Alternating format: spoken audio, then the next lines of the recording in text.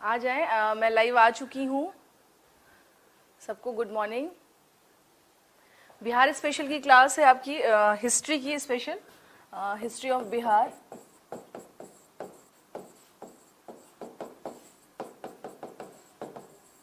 बिहार का इतिहास।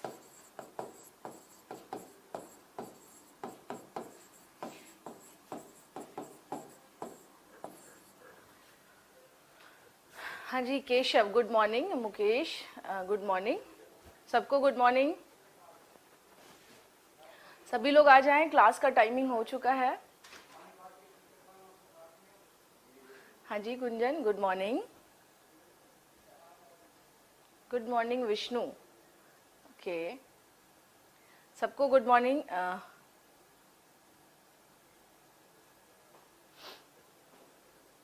हाँ जी गुड मॉर्निंग सत्यम देव प्रकाश। अच्छा, इस बार कट ऑफ ज्यादा जाएगा। बेचारे मॉर्निंग में ही सुबह सुबह इस परेशानी में आप उलझे हुए हैं। हाँ, अभी दिन की शुरुआत करिए, कट ऑफ पे क्यों जा रहे हैं अभी केशव? हाँ केशव, अभी अभी कहते हैं ना, अभी शुरुआत करिए, अभी परेशान नहीं होते, सुबह सुबह इतने परेशान नहीं होते हैं। जैसा भी जाएगा आप कर लेंगे, है ना। हाँ जी स्वाति गुड मॉर्निंग, सबको गुड मॉर्निंग। जैसा भी जाए परेशान नहीं होना है। अभी कहते नहीं है कि दिन की शुरुआत अच्छे तरीके से करिए, पहले पढ़ लीजिए, फिर इसके बाद धीरे धीरे उस फ्लो में आए।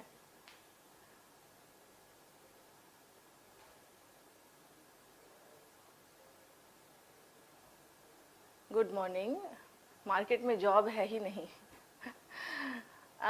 केशव सुबह सुबह कहते हैं पॉजिटिविटी के साथ स्टार्ट करिए दिन की शुरुआत।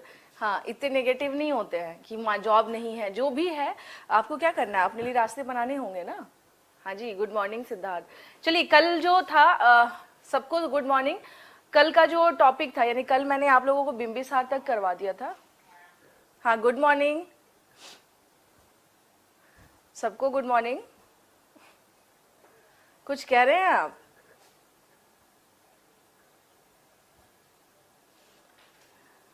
ओके ठीक है। चलिए, हम लोगों ने बिंबिसार तक कर लिया था, और आज जो टॉपिक था वो था हमारा अजात शत्रु। जैसा कि मैंने बताया था, आज का टॉपिक क्या था? अजात शत्रु, है ना। अजात शत्रु के बारे में जानेंगे आज हम लोग। अजात शत्रु,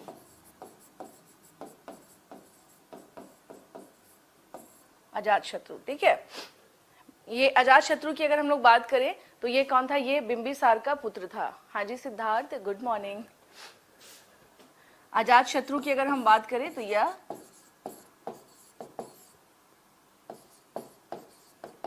बिंबिसार का पुत्र था,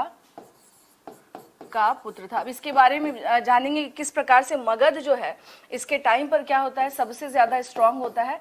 he was son of Bimbisara, he was son of Bimbisara. यह किसका पुत्र था? यह बिंबिसार का पुत्र था। यहाँ पर क्या करेंगे, हाँ, यहाँ पर अपनी चीजों को, यानी अपने माइंड में कुछ बातें, अजातशत्रु चूंकि he was also one of the most important ruler of Haryanka dynasty. और यहाँ ये भी ध्यान रखना है, मान लीजिए हो सकता है कुछ बच्चे आज से ज्वाइन किए हों इस क्लास को, तो इस बात को ध्यान रखना है कि अजातशत्रु जो है वो कौन से डायनेस्टी से है, तो वो हर्यंक डायनेस्टी से है। ये भी ध्यान रखना है, क्योंकि ऐसा ना हो कि सीक्वेंस में पढ़ते पढ़ते बीच में ये ही भूल जाए कि अजातशत्रु कौन से डायनेस्टी से था, ठीक है। तो ये चीज आप लोगों को ध्यान रखनी है कि अजातशत्रु क्या था, ये हर्यंक डायनेस्टी से था, हर्यंक वंश से था, ठीक है। ये किससे था? यह हर्यंक डायनेस्टी से था, हर्यंक वंश से था। कुछ चीजें जो हैं वो अपने माइंड में क्या करनी है, ध्यान रखनी है।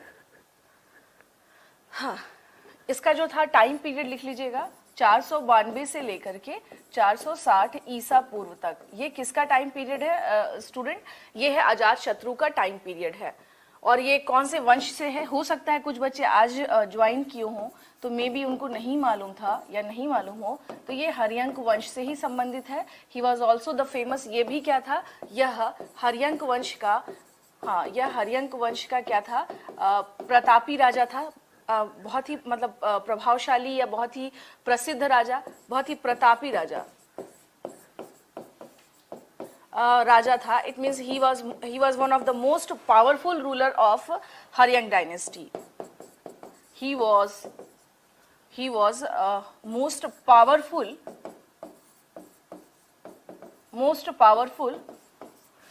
Powerful ruler of Haryanka dynasty.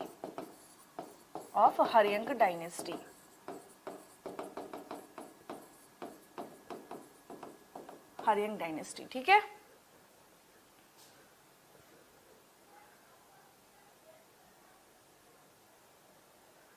क्षमा क्या है? क्षमा, पहले तो स्पेलिंग तो ठीक से बता दीजिए. ठीक है. ओके, चलिए यहाँ पर हम लोग कुछ चीजें क्लियर कर ले. हम लोग बात कर रहे हैं, थोड़ा सा अजात शत्रु के बारे में बात कर लेते हैं. अभी पहले Gunjan, if you don't mind, पहले हम लोग अजात शत्रु के बारे में थोड़ा पढ़ लेते हैं, फिर उसके बाद जो भी है उसके बाद हम लोग फिर बात करते हैं. ठीक है. हाँ, उसके बाद फिर सारी चीज़ों पे क्या करते हैं, डिस्कस करते हैं. तो अजात शत्रु के बारे में हम लोग बात कर रहे हैं बच्चे, सभी से, आप सभी से स्टूडेंट. तो अजात शत्रु है क्या है, हम लोग देखते हैं कि ये हरियंक वंश का, यानी he was one of the most powerful ruler of Haryanka dynasty. Haryanka dynasty का क्या था, ये काफी पावरफुल रूलर था. बिंबिसार के बारे में मैंने कल ही बताया था आपको कि अगर कभी राजगीर जाना हो, घोड़ा करोरा अगर आप कभी जाते हैं, वहां बग्घी से ले जाते हैं लोग, तो आपको रास्ते में वो दिखाएगा कि देखिए यहीं पर अजात शत्रु जो है उसने बिंबिसार को क्या किया था, कैद किया था. मे भी बहुत सारे लोग घूमे हुए रहते हैं और आप लोगों को पता भी होगा इसके बारे में. तो अगर हम लोग बात करें तो हम क्या देखते हैं कि अजात शत्रु जो है, यानी बिंबिसार के पुत्रों में बिंबिसार जितना बड़ा रूलर था, उसका अंत उतना ही क्या रहा, उसको कैद कर दिया गया, यानी हाउस अरेस्ट कर दिया गया उसके ही पुत्र के द्वारा, अजात शत्रु के द्वारा. तो अब हम लोग आते हैं कि अजात शत्रु जो है, लेकिन यहाँ पर एक चीज ध्यान रखना है, मैंने कल ही एक बात बताई थी कि अगर कोई शासक महत्वाकांक्षी है, इट मीन्स अगर बहुत ज्यादा एम्बिशियस है, तो उसके राज्य का क्या होगा, विस्तार होगा ही होगा. ठीक है. तो इस तरीके से हम क्या देखते हैं कि अब यहाँ आ जाए अजात शत्रु के बारे में कि अजात शत्रु के द्वारा किस प्रकार से मगध का जो है विस्तार किया गया. मगध का विस्तार अजात शत्रु के नेतृत्व में, अजात शत्रु के नेतृत्व में. और एक बात आप लोगों को और बताऊं, अगर हिस्ट्री पढ़ रहे हैं ना, स्पेशली अगर ये बिहार का क्या हिस्ट्री है, बिहार तो हिस्ट्री है ही, और नॉर्मल भारतीय हिस्ट्री से भी क्या है, ये कुछ इसकी चीजें सेम ही है. तो अगर इतिहास पढ़ रहे हैं, प्रेजेंट एरिया में केशव, देख लीजिए मैं बता देती हूँ. अगर आप पूछ रहे हैं कि मैम, केशव का जी का क्वेश्चन है कि मैम प्रेजेंट एरिया में मगध का जो है वो कहाँ पर सिनेरियो होगा, तो गया अगर हम लोग बात करें, जैसे मान लीजिए केशव, ये हो गया बिहार हो गया ये हमारा. ठीक है. ये देखिए पटना, यानी ये रहा पटना और गया, पटना और उसके आसपास का जो क्षेत्र है. वैशाली नहीं, ध्यान रखना, वैशाली नहीं, क्योंकि वैशाली वज्जी संघ में आता था. तो पटना और उसके आसपास का जो क्षेत्र है, ये राजगीर वगैरह, ठीक है ना, यहाँ पर, यानी साउथ बिहार. अगर हम लोग बात करें, सॉरी सारा डिलीट हो गया, रुक जाइए मैं इसको कर देती हूँ फिर से.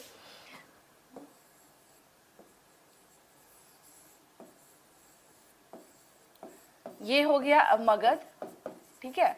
और केशव का क्वेश्चन है कि मैम अभी के टाइम पर जो है वो कहाँ पर पड़ेगा, अगर बिहार के हम लोग बात करें तो स्पेशली जो हम लोग बात करें ना केशव, तो ये हम लोग क्या देखते हैं, दक्षिण बिहार. आप लोगों को पता है कि बिहार दो पार्ट्स में क्या है, डिवीजन है इसका, साउथ बिहार. साउथ बिहार क्यों, क्योंकि आपने देखा है कि राजधानी बिंबिसार के टाइम पर राजधानी कौन सी थी, बिंबिसार के टाइम पर राजधानी थी आपको गिरिव्रज यानी राजगीर. और राजगीर कहाँ पड़ता है, जब आप पटना से आगे जाते हैं तब पड़ता है, यानी गया के नियर अबाउट है राजगीर आपका. तो इसका मतलब ये है कि अगर हम लोग अभी आधुनिक मगध की बात करें तो पाटलिपुत्र का क्षेत्र, यानी जो पटना वाला एरिया है, जो गया के आसपास का जो क्षेत्र है, राजगीर वाला एरिया, ये सभी किस में आते थे, ये सभी आते थे आपको इसमें मगध में. तो ठीक है. तो मगध की अगर एग्जैक्टली लोकेशन की बात करें तो ये कहाँ पर पड़ रहा है, दक्षिण बिहार में. पटना गया, यानी इसके क्षेत्र की बात करें, पटना, राजगीर और उसके आसपास का क्षेत्र, और उसके आसपास का क्षेत्र, और उसके आसपास का क्षेत्र. ठीक है. और हम लोग किसके बारे में पढ़ रहे हैं? अजात शत्रु के बारे में पढ़ रहे हैं, अजात शत्रु। चलिए, मेरा एक क्वेश्चन है आप लोगों से, मुझे एक क्वेश्चन का आंसर दीजिए आप सब कि अजात शत्रु बिंबिसार ने 3 विवाह किया था, ठीक है? कल ही मैंने आप लोगों को बताया था, एक चेल्लाना से, एक महाकोशला से और एक क्षेमा से। तो अजात शत्रु किसका पुत्र था? ध्यान से सुनिएगा क्वेश्चन, आप सबसे मेरा एक क्वेश्चन है कि अजात शत्रु किससे? अच्छा, महाकोशला देवी। चलिए, और लोग बताएं, अपना आंसर दें कि अजात शत्रु किसका पुत्र था, क्योंकि इससे क्या है कि क्लैरिटी आपको रहेगी ना। क्वेश्चन फिर से सुन लीजिएगा, अजात शत्रु, हाँ, अजात शत्रु किसका पुत्र था? जी, नाम क्या है आपका? किसका पुत्र था? अब आंसर आप यही बता, क्या कह रहे हैं? हाँ, महाकोशला, ठीक है ना। अगर जो लोग नए हैं तो ध्यान रखिएगा, अगर क्वेश्चन, अगर मान लीजिए आपके ऑप्शन में रहा महाकोशला देवी, दूसरे में अगर आपका रहा चेल्लाना, तीसरे में अगर आपका रहा क्षेमा, और हो सकता है डी में रहे, इनमें से कोई नहीं, इनमें से कोई नहीं, ठीक है? तो जो भी लोग चेल्लाना, हल बेहल, कोसला देवी इसकी मदर है, हाँ ठीक है, इनकी माँ थी। तो ये चीज आप लोग जो है ये ध्यान रखना है कि अजात शत्रु की माँ कौन थी? महाकोशला देवी, ठीक है? हाँ, महाकोशला देवी जो थी वो कौन थी? वो अजात शत्रु की माता का नाम था। ये मान के चलिए कि अगर आपका बीपीएससी में एक क्वेश्चन अगर आ गया इसके रिगार्डिंग कि अजात शत्रु की माता का क्या नाम था, who was the mother of Ajatashatru, क्योंकि है क्या कि श्योरिटी तो आप किसी में भी नहीं दे सकते, क्वेश्चन कहीं से भी आ सकता है ना, क्वेश्चन तो कहीं से भी आ सकता है। तो श्योरिटी जब हम किसी में नहीं दे सकते तो हमें एक एक नंबर का क्वेश्चन भी क्या होता है, हमारे लिए इंपॉर्टेंस रखता है, ठीक है ना। कभी भी ध्यान रखना होगा कि हमारे लिए एक एक नंबर का क्वेश्चन भी जो है वो क्या होता है, इंपॉर्टेंस रखता है। अब आते हैं हम लोग इसमें, अगर बात करें, एक क्वेश्चन और आता है कि इतिहास में कुनिक के नाम से कौन सा शासक जाना जाता था? कुनिक के नाम से, यानी ये जो अजात शत्रु है ये कुनिक के, क्या कह रहे हैं? मैं जब आप जब बोलते हैं तब तक मैं आप जब मैं पूछती हूँ तब तक मैं आप आगे जा चुके रहते हैं। जैसे मैं पूछूं 2 सेकेंड रुक के फिर जवाब दीजिए ताकि मैं सुन सकूं ना कि आप बोल रहे हैं। मेरे बोलने के दौरान बीच में ही बोल दीजिएगा तो फिर मैं कैसे समझ पाऊंगी, ठीक है? कुनिक यानी कुनिक जो है, कुनिक के नाम से, यानी कुनिक अजात शत्रु का ही दूसरा नाम था, अजात शत्रु का दूसरा नाम था, दूसरा नाम था। इट मीन्स, अगर हम लोग दूसरे नाम की बात करें, इट मीन्स कि अजात शत्रु was also popular, या अजात शत्रु was also known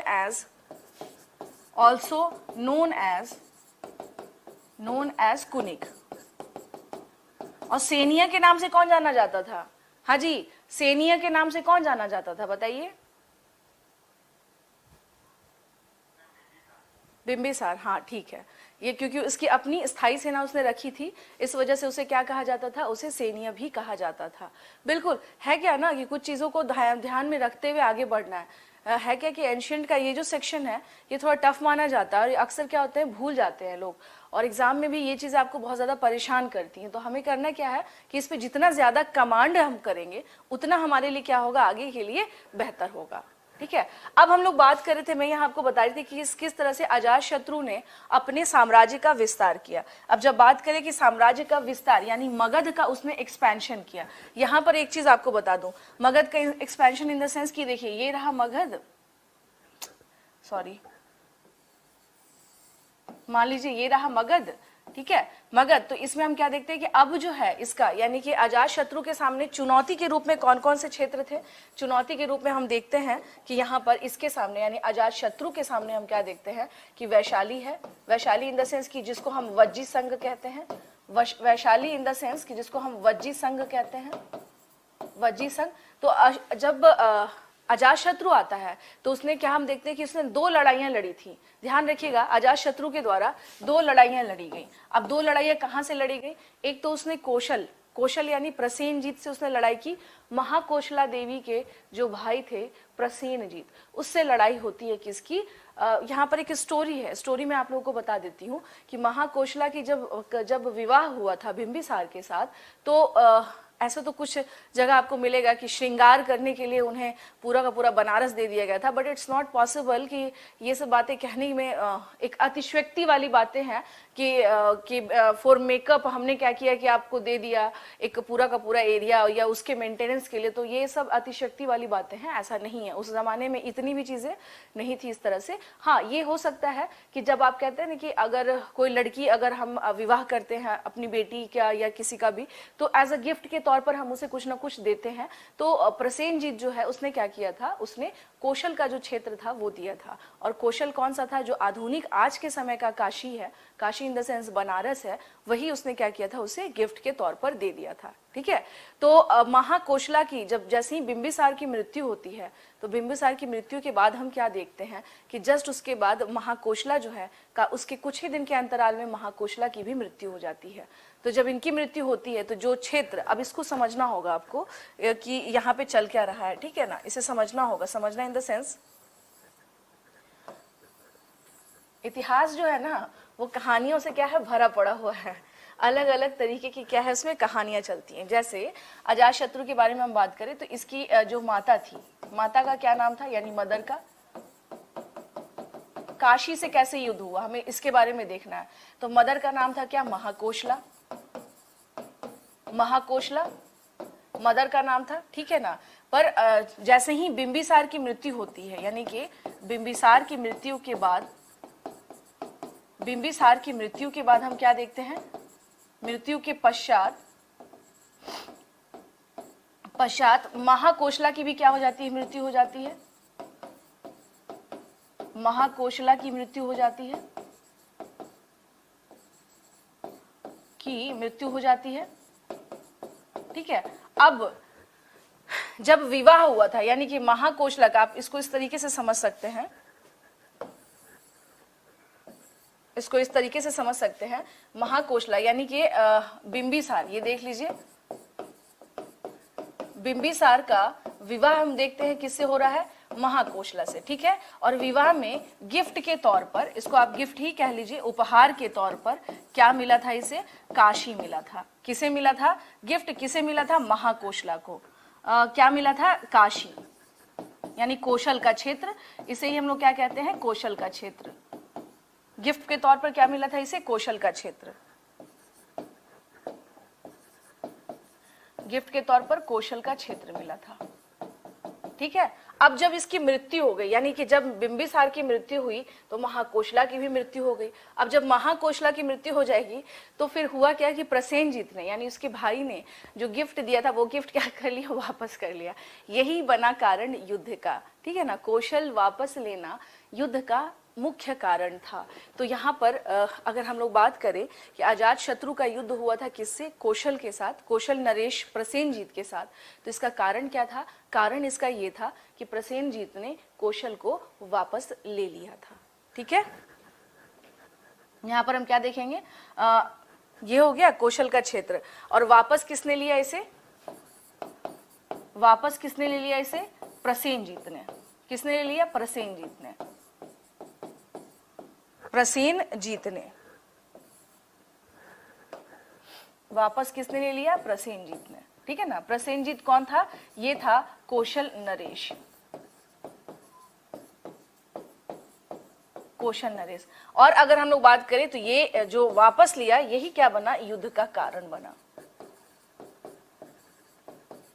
ये क्या बना, युद्ध का कारण बना, ठीक है। यहां तक क्लियर है आप लोगों को। ये क्या थी, ये कहानी चल रही थी कि प्रसेनजीत जो है ठीक है,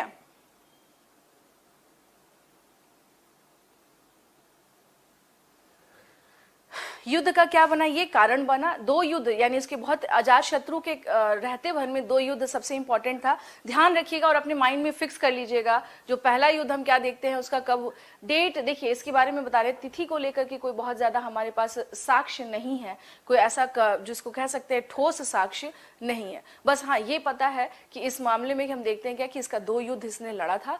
एक युद्ध जो इसने कौशल से लड़ा और एक इसने युद्ध लड़ा था किससे, वज्जियों से लड़ा था। ठीक है, तो ये हो गया। तो यहां पर हम क्या देखते हैं कि युद्ध हुआ। ठीक है, युद्ध किसके साथ हुआ, युद्ध हुआ यानी किससे हो गया, हम देख रहे हैं कौशल के साथ युद्ध, अजात शत्रु का कौशल के साथ युद्ध। युद्ध अगर हो रहा है तो इसमें हम क्या देख रहे हैं, दो साइड से कौन है, एक तरफ कौन है आपका प्रसेनजीत है, प्रसेनजीत, और एक तरफ कौन है, अजात शत्रु, अजात शत्रु। अब इस युद्ध में हम क्या देखते हैं, इस युद्ध में हुआ क्या कि अजात शत्रु क्या था, काफी ज्यादा एक तो स्ट्रांग पड़ रहा था और वो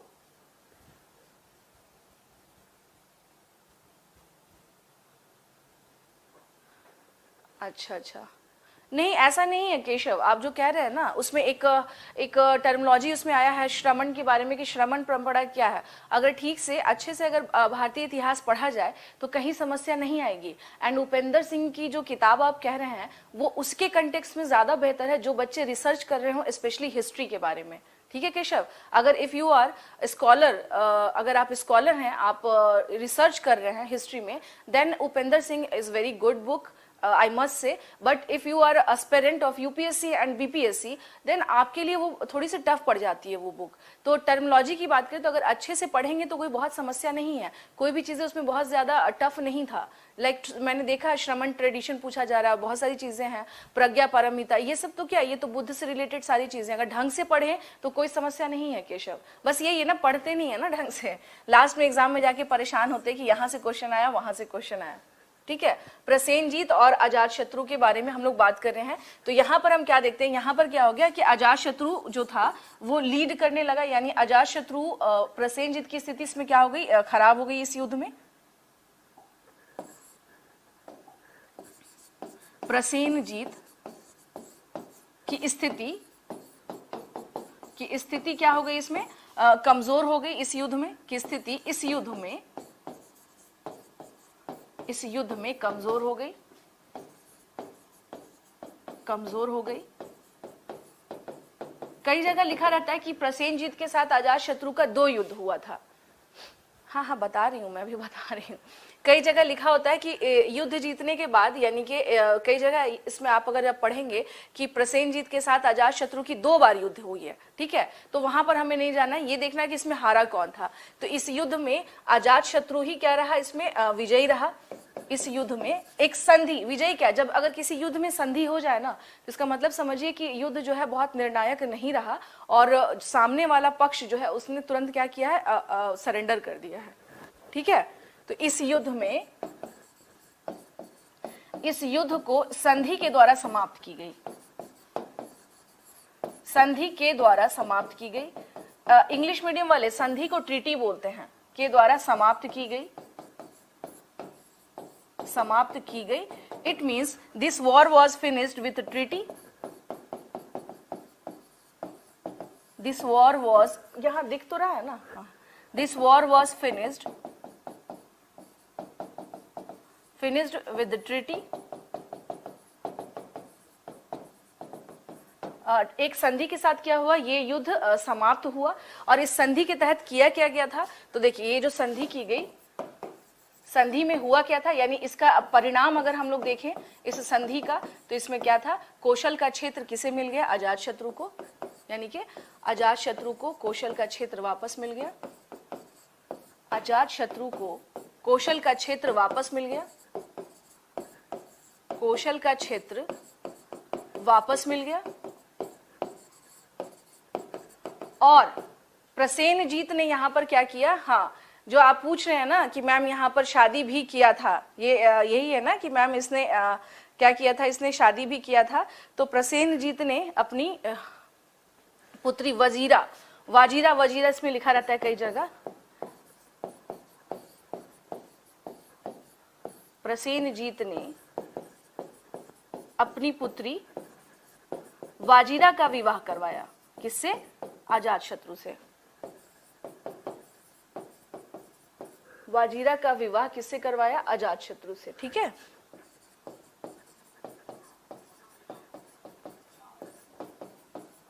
कई जगह वाजीरा है, कई जगह वजीरा भी लिखा रहता है। ठीक है, तो इसके लिए बहुत परेशान नहीं होना है। कई जगह क्या है? वाजीरा है। हाँ, कई जगह हम लोग क्या देखते हैं? वाजीरा है, कई जगह कौशल की राजकुमारी से। ठीक है, तो वाजीरा, कई जगह वाजीरा है, कई जगह वजीरा है। तो आप इसको क्या करेंगे? कोई दिक्कत नहीं है, अगर वाजीरा रहे देन इट्स ओके, और अगर वजीरा रहे देन इट्स ओके। जैसे मैंने बताया था कि चंद्रगुप्त मौर्य का जो विवाह हुआ था सेल्यूकस निकेटर की पुत्री से, तो कई जगह उसका नाम आपको कार्नेलिया मिलेगा और कई जगह उसे उसका नाम आपको उसको हेलेना मिलेगा।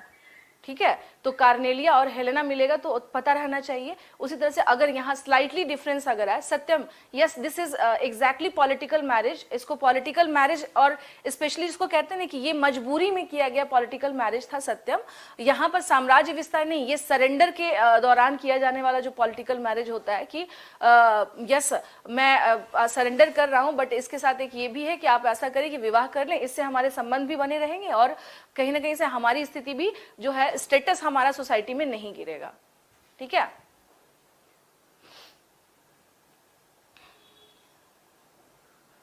यस मैम, बट रानियों अशोका को कोई कैसे जानेगा? तो रानियों अशोका को कोई कैसे जानेगा केशव? ये तो बहुत, अगर ठीक, मैंने अभी आपसे बताया ना केशव कि अगर आप अच्छे से पढ़ रहे हैं तो आपको पता होगा कि पहली बार जो है अशोक का जो स्टैचू है जो रानियों अशोक के नाम से मिलता है, तो वो उसी के बारे में बोला गया, और वही एकमात्र ऐसा स्टैचू है जो अशोक का है। अब तक में जितने भी स्टैचूज मिले हैं that is only one of them, सिर्फ और सिर्फ वही एक अशोक का स्टैचू है जहां पे रानियों अशोक यानी राजा अशोक के बारे में स्टैचू मिला है साउथ दक्षिण भारत में। तो ये कोई बहुत ठीक से पढ़ा जाए ना केशव तो कोई दिक्कत नहीं है, समस्या वहां नहीं है। मैं बार बार कह रही हूं कि एक फियर जो होता है ना, पैनिक होना, उससे थोड़ा सा बचें आप सब। अब यही है, अब यहां पर एक चीज बताएं, ठीक है? हाँ, इसके लिए बिल्कुल भी परेशान नहीं होना है। इसलिए मैं कह रही हूँ कि रानियों अशोक एकदम आपको क्लियर रखना है कि यही एक ऐसा स्टैचू है जो दक्षिण भारत में पाया गया, और दैट इज ओनली, सिर्फ वन एंड ओनली अशोक की स्टैचू है जो अब तक पाई गई है। अशोक का कहीं भी स्टैचू नहीं मिला है। अशोक का हम देखते हैं क्या कि उसके आपको एडिक्ट्स मिले हैं, रॉक एडिक्ट्स, पिलर एडिक्ट्स मिले हैं, पर उसके स्टैचूज कहीं नहीं है। तो जिसके बारे में आप बात कर रहे हैं रानियों अशोक का, तो वो जो है एकमात्र स्टैचू है। तो बहुत अच्छे से क्या करना है, चीजों को ढंग से पढ़ना है। डोंट बी पैनिक, मैं बार बार कह रही हूं, पैनिक नहीं होना है। ध्यान से सुनिए, अजातशत्रु, यहां पर मैं फिर से एक बार रिपीट कर दे रही हूं कि कुछ जूम पर जो लोग हैं, अगर आप लोग कुछ कह रहे हैं तो जब मैं रुक जाऊं ना तब बोला करें, क्योंकि इसी बीच में आप बोल देते हैं और मैं सुन नहीं पाती हूँ आप बोल क्या रहे हैं। ठीक है, चलिए हम लोग आगे बढ़ते हैं। यहाँ पर ध्यान से सुन लीजिए फिर से कि कुछ जगह पर हो सकता है, मैंने आपसे बताया, इसके बारे में मैंने ऑलरेडी आपको बता दिया कि आपको ज्यादा मेहनत नहीं करनी पड़े कि आप आ जाइए कि मैम मैंने पढ़ा है कि इसने अजातशत्रु ने 2 बार लड़ाई लड़ी। तो मैंने आपको पहले ही बताया कि आपको कुछ किताबों में कुछ जगह पे, चूंकि इसके बारे में लिखित प्रमाण, ये वो दौर नहीं था कि राजा के दरबार में, ये क्या था, ये अभी अपना साम्राज्य विस्तार करने पे लगे थे। इनके दरबार में कोई इतिहासकार नहीं दिखेगा आपको बहुत बड़ा। वो शुरुआत होती है चंद्रगुप्त मौर्य के टाइम से कि हाँ भाई उस टाइम पे मेगास्थनीज आ गया, लिखना शुरू हो जाता है मामला, तो वो उस समय पे हम देखते हैं। अभी जो स्थिति है वो वैसा नहीं है। अभी क्या है, ये वॉर में इन्वॉल्व है रेगुलर, इन्हें अपना इंपायर का एक्सपेंशन करना, चक्कर ये है। ठीक है, तो इनके बारे में हम क्या देखते हैं कि इनके पास जो सॉलिड, जो एविडेंस की बात करें कि if do we have very solid evidence regarding this, तो एविडेंस नहीं है। अलग अलग जो बुक्स, चूंकि बुद्धिस्ट लिटरेचर की बात करें और जैन लिटरेचर और पुराण, यही सब हमारे पास क्या है, एक सोर्सेस के तौर पर है। एक चीज और है, जो स्टूडेंट जिनको कंफ्यूजन होगा कि मैम पुराण क्या होता है, देखिए पुराणों की बात करें तो 18 पुराण है। उग्रशर्वा और लोमहर्ष, ये पिता और पुत्र थे, इन दोनों ने मिलकर पुराण लिखा है। पुराण में स्पेशली जो प्राचीन भारत में जो कहानियां चल रही थी, जो राजा रानी की, उससे संबंधित आपको सारी जानकारियां यहाँ पर मिल जाती हैं। इसलिए थोड़ी सी ऑथेंटिसिटी हम कह सकते हैं कि पुराण की बढ़ जाती है। तो आपने कई जगह पढ़ा होगा कि वराह पुराण में हम देख रहे हैं, विष्णु पुराण में हम देख रहे हैं कि इसके बारे में पता चल रहा है। तो हो सकता है कि बहुत सारे मेरे ऐसे स्टूडेंट हो जिनको पता ही नहीं हो कि पुराण क्या है, तो ध्यान रखिएगा कि पुराण में प्राचीन भारत से संबंधित राजा रानियों जो भी मतलब किंगडम्स जो रहे हुए हैं उनके रिगार्डिंग जो भी क्वेश्चंस थे उनके बारे में वहां पर पूछा गया है, बताया गया है। तो इसलिए एक उसे भी एक सोर्स के तौर पर लिया जाता है, ठीक है। और उसके अतिरिक्त की बात करें तो इस टाइम पर क्या है हमारे पास, we have Buddhist literature and we have Jain literature. हमारे पास सोर्स के तौर पर यही है जिसका हम लोग यहाँ पर इस्तेमाल करते हैं। तो अब बात किया जाए कि इस युद्ध के बारे में, तो यानी कौशल जो है यहाँ पर जीत किसकी हुई, प्रसेनजीत की स्थिति इसमें कमजोर हो गई। जब कमजोर हो गई तो प्रसेनजीत ने क्या किया कि एक संधि कर ली। संधि में ये कंडीशन रखा कि ठीक है हम आपको कौशल भी दे देंगे और अपनी बहन अपनी पुत्री वाजीरा का विवाह हम आपसे करवा देंगे, ठीक है। तो यहाँ पर हम क्या देखते हैं कि अजात शत्रु का विवाह किससे होता है, वाजीरा से हो जाता है। एक चीज और आपको ध्यान में प्लीज रखिएगा आप सभी के सभी, कि आप प्राचीन भारत में इनफैक्ट आप जब मध्यकालीन तक आ जाते हैं ना, तो आपको जो भी राजा यानी उस समय का चूंकि पैट्रियार्कल सोसाइटी था, इनफैक्ट वो तो आज भी है, पितृसत्तात्मक या फिर राजाओं की ही सबसे ज्यादा मेन आप देखते हैं कि वही लोग लीड कर रहे हैं। तो राजाओं का नाम बहुत इंपॉर्टेंट रहता है, बट कई जगह आप देखिएगा कि वाइफ जो है वो क्या है एक से कई ही ज्यादा है। तो इनको इसी वजह से इतिहास में हम देखते हैं क्या कि ये कहीं ना कहीं से दरकिनार करके इसको रखा जाता है, और या तो एक से कई ज्यादा पत्नियां होने के कारण भी क्या है कंफ्यूजन है। दैट्स वाई इतिहास में हर जगह इनको मेंशन नहीं किया जाता है, ठीक है। चलिए, तो ये हो गया हमारा, क्या हम देखते हैं कौशल के साथ जो युद्ध हुआ इसके बारे में हमने आपको बता दिया, ठीक है। कौशल के साथ जो है युद्ध हुआ। अब नेक्स्ट देखिए, अब नेक्स्ट युद्ध होता है जो सबसे इंपॉर्टेंट युद्ध लड़ता है ये, वो किसके साथ लड़ता है, वज्जी संघ के साथ। वज्जी संघ के साथ युद्ध,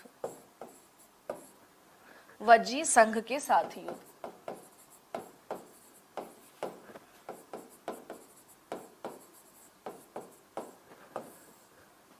वॉर विथ वज्जी संघ, वॉर विथ वज्जी संघ, सॉरी वॉर विथ वज्जी संघ। और जो भी मेरे स्टूडेंट हैं अभी right now in this class, जो भी बच्चे हैं, मैं आप सबसे ये बात जरूर कहूंगी, देखिए हम लोग यहाँ बिहार का इतिहास पढ़ रहे हैं, और जो भी स्टूडेंट है ये सोच रहे होंगे कि मैम थोड़ा सा वैसे तो मैं बिल्कुल सही दिशा में पढ़ा रही हूँ, कोई कहे कि मैम स्पीड बहुत बढ़ा दीजिए, तो देखिए फिर वही बात है ना, वन लाइनर नहीं पढ़ा रहे। मैं कोशिश करी चूंकि ये सेक्शन थोड़ा सा ये है, तो समझ के अगर नहीं पढ़ेंगे तो कोई फायदा नहीं होगा। वज्जी संघ की बात करें तो इस युद्ध के कारण की बात करें, ठीक है ना, इस युद्ध के कारण, इस युद्ध का कारण क्या था भाई, reason, what was the exactly reason of this war,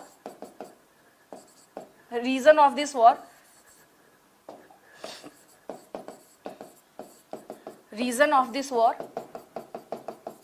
और अभी तो हमारी डेली क्लास चल ही रही है, कोई समस्या नहीं है, और बीपीएससी में भी टाइम भी है, ऐसा नहीं है, आराम से हो जाएगा, इसके लिए बहुत परेशान होने की जरूरत नहीं है, अच्छे से होगा। इनफैक्ट आप लोगों का पूरा कॉन्सेप्ट क्लियरिटी आ जाएगा इसमें, मुझे ऐसा लगता है। वज्जी संघ की बात करें तो युद्ध के कारण देख लीजिए, जैसे मान लीजिए स्टूडेंट, अगर हम लोग देखें यहाँ पर कि फॉर एग्जाम्पल मैं आपको उस टाइम के हिसाब से, अभी जैसे ये हमारा अभी बिहार हुआ ना, तो उस टाइम के हिसाब से मैंने क्या कहा था, यहाँ पर है वज्जी संघ, यहाँ पर था आपका पूरा पाटलिपुत्रा, ठीक है, ये क्या था हमारा वज्जी संघ, और यहाँ पर क्या था पाटलिपुत्रा, यानी कि मगध हो गया, ये क्या था मगध। अब समस्या क्या आ रही थी, समस्या ये आ रही थी कि गंगा के आसपास में यहाँ पर माना जाता था कि यहाँ पर क्या है, कुछ बहुत ही इंपॉर्टेंट, यहाँ पर कुछ हीरो की खान है, गोल्ड के कुछ वहां पर अवशेष, मतलब आप कह सकते हैं कि कीमती जो स्टोन्स, माइंस, इसके चीजें यहाँ पर माना जाता है कि पूरा बेल्ट था, जिसकी वजह से क्या था कि उस पर नजर वज्जियों की भी थी और उस पर नजर अजात शत्रु की भी थी, ठीक है। तो जैसे सोन नदी ही है, अगर हम लोग बात करें तो देखिए जैसे सोन और गंगा नदी, तो यहाँ पर आकर के हम देखते हैं ना कि सोन हो गया इधर से आ रही है दक्षिण की तरफ से, और ये रहा हमारा गंगा नदी। तो माना जाता है कि इस एरिया में क्या था, सोन नदी को सोन क्यों बोलते हैं, क्योंकि इसमें था कि एक टाइम ऐसा था कि इसमें अभी भी इनफैक्ट कि उसमें सोने के जो कण होते हैं वो मिलते थे, दैट्स वाई उस रिवर का नाम जो वो क्या रखा गया, सोन नदी रखा गया, ठीक है। माइनिंग नहीं, लेकिन अगर गोल्ड तो मिल ही चुका था ना मेटल के तौर पे, तांबा और आपको क्या कहते हैं ये सारी चीजें, लोहा भी था उस टाइम पे, माइनिंग नहीं लेकिन मिल तो जाता था, हमें इसकी समझ तो थी ही। केशव, अच्छा, ओके, ठीक है, समझ तो थी ही, तभी तो हम लोग क्या देखते हैं 6th सेंचुरी बीसी के बाद मैंने बताया ही था कि एग्रीकल्चर शुरू हो जाता है। तो इस क्षेत्र में हम क्या देखते हैं कि ऐसा माना जाता है कि कहीं पे हीरो का खान था, हीरो का खान था। कहीं पर आपको पता चलेगा कि इस लाइन में कहीं पर ऐसा था क्या कि सोना का कुछ सोने का खान था। अलग अलग बुक्स में अलग अलग आपको मिलेंगे, लेकिन ये था कि कुछ आप बस इसको अगर एक वर्ड में कहें कि प्रीशियस, हम देख सकते हैं कि या तो कुछ मतलब स्पेशल मेटल था यहाँ पे, जिसकी वजह से क्या था, ये उस टाइम पे दोनों के लिए सेंटर ऑफ अट्रैक्शन था। जैसे हम लोग एक बात करें, KGF मूवी शायद आप सबने देखी होगी, आई थी। तो KGF अगर फुल फॉर्म की बात करें तो उसका पूरा फुल फॉर्म है कोलार गोल्ड फील्ड। तो कर्नाटक का कोलार जो है वो ऐसा एरिया है जहाँ पे सोना जो है वो पाया जाता है, मिलता है, वो फेमस है उसी वजह से।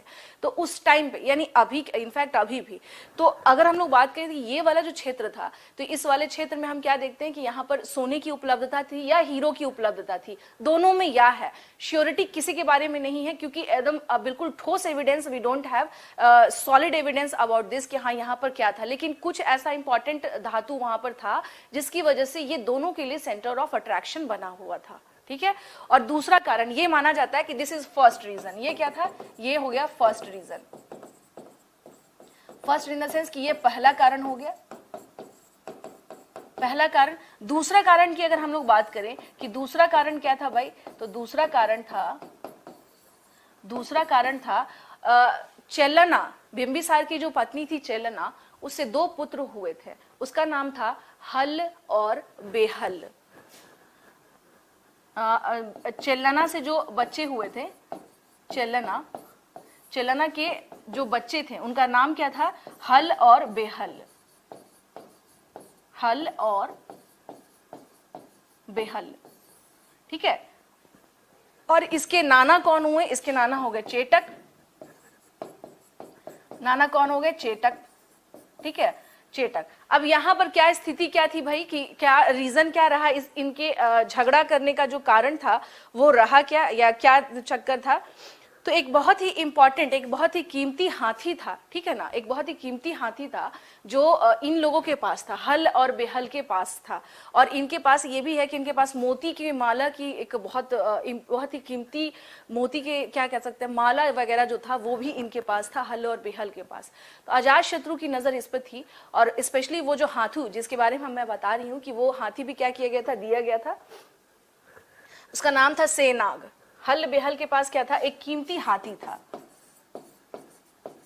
एक कीमती हाथी था, इसका नाम था सेनाग।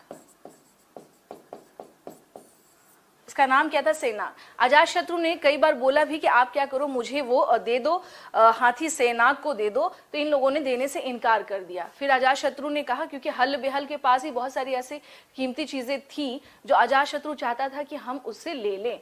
जब नहीं मिला तो अजातशत्रु ने डिमांड रखी कि आप हल बेहल और सेनाग को हमें वापस कर दीजिए। चेटक से ये बात कही गई, पर ये लोग तैयार नहीं हुए, बोले नहीं हम नहीं देंगे, ठीक है। और इसी बात पर क्या होता है, यहाँ पर होता है वॉर। ये 2 कारण बताए जाते हैं स्टूडेंट। और अगर बात की जाए, मान लीजिए जैसे फॉर एग्जाम्पल कि आपका अगर बीपीएससी के प्री में हो सकता है कि ये क्वेश्चन कहीं आ जाए कि वो कौन सा हाथी था जिसकी वजह से अजातशत्रु ने वज्जियों पर आक्रमण किया था, ये एक क्वेश्चन हो सकता है। तो सेनाग नाम था। What is the name of that elephant, Senag. बहुत ही कीमती हाथी, जैसे कहते हैं ना अरबी घोड़े का बहुत इंपॉर्टेंस होता है, क्यों, क्योंकि वो एक अलग ब्रीड का है, और उसकी जो उसका जो हॉर्स पावर जिसमें हम लोग कहते हैं ना कि गति को जिसमें हम लोग मापते हैं, स्पीड को जिसमें मापा जाता है, HP हॉर्स पावर, तो उसमें माना था कि जो अरेबियन घोड़े होते हैं वो सबसे क्या होते हैं, सबसे उम्दा यानी सबसे बेस्ट नस्ल के माने जाते हैं। सेम वैसे ही क्या हम देखते हैं कि ये जो हाथी था सेनाग, ये बहुत ही उम्दा क्वालिटी का हाथी था, जिसकी वजह से इस पर नजर किसकी थी, इस पर नजर थी अजातशत्रु की। अजातशत्रु ने बोला भी कि हल बेहल से कि आप हल बेहल और सेनाग को हमें वापस कर दे, बट नहीं माना गया, और यही कारण बना किसका, युद्ध का। लेकिन इतिहासकारों का मानना है कि ये जो रीजन है ये बहुत ऑथेंटिक नहीं लगता है। इतिहासकारों ने इसे क्या किया है, एक तरीके से इसे दरकिनार किया है, लेकिन मैंने आपको ये कहानी थी इसलिए मैंने बता दिया।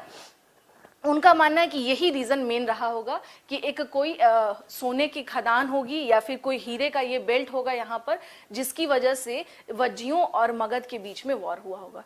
उसके अलावा भी अगर हम हटा देते हैं, मान लीजिए हम इस रीजन को भी हटा दें, मैं इस कारण को भी हटा दूं और इसे भी हटा दूं, दोनों को अगर हटा दूं तो हमारे पास एक ही कारण दिखता है, ये कि वज्जियों का एम्पायर एक्सपेंशन बड़े लेवल पर था, वज्जी काफी शक्तिशाली थे। तो ऑब्वियस सी बात है कि एक मयान में दो तलवार नहीं रह सकते हैं, ठीक है। तो इसका मतलब ये हुआ कि अगर अजात शत्रु भी स्ट्रांग है, उसके साथ वाला भी स्ट्रांग है, तो ऐसा पॉसिबल नहीं है, वो राजा कभी भी उसे पसंद नहीं करेगा। तो युद्ध का ये कारण बनना ही बनना था।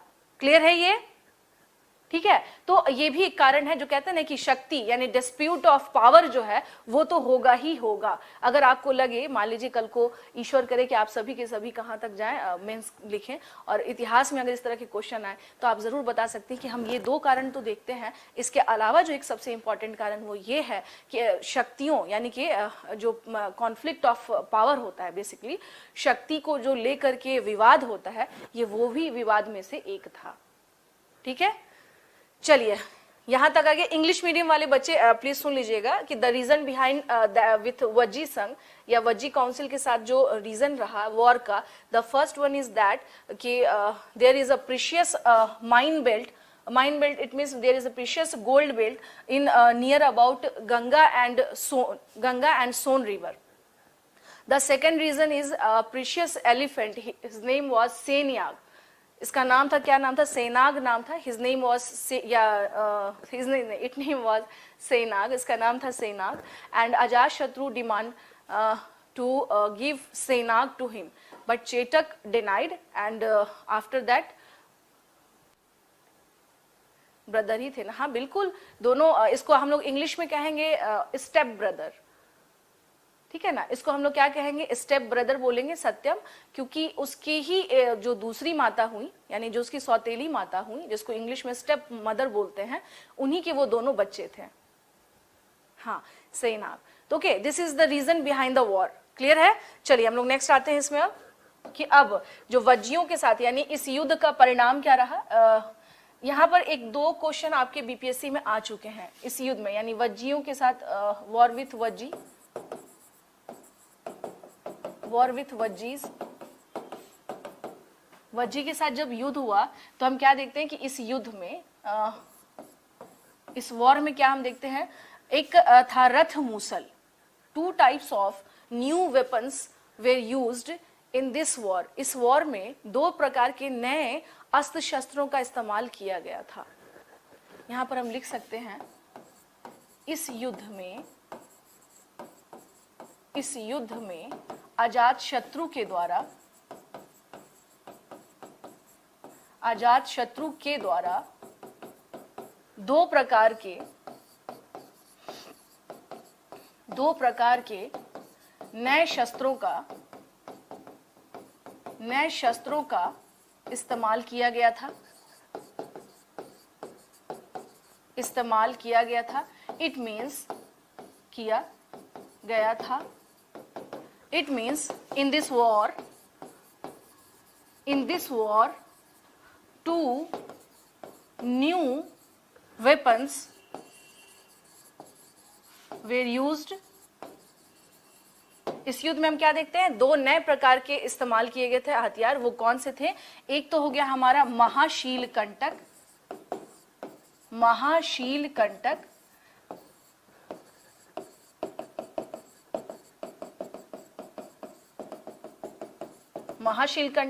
And the second one is, दूसरा क्या है हमारा? रथ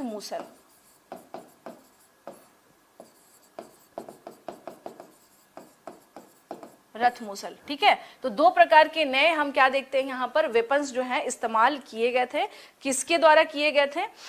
रथ मूसल की बात करें ना तो ये इट्स अ काइंड ऑफ जो टैंक होता है ना, ये आधुनिक टैंक का ही एक प्रकार था। यह आधुनिक टैंक का एक प्रकार था। ठीक है ना, यानी रथ मूसल की बात करें कि ये था क्या, तो ये आधुनिक टैंक का एक प्रकार देखते हैं। और दूसरा महाशीलकंटक की बात करें तो ये क्या था, यह भारी पत्थरों के साथ मार करने वाला एक प्रक्षेपास्त्र प्रकार था। यह भारी पत्थरों से मार करने वाला क्या था, ये प्रक्षेपास्त्र, ये जिसको हम लोग कहते हैं ना एक तरह से उसी टाइप से ये था, प्रक्षेपास्त्र था,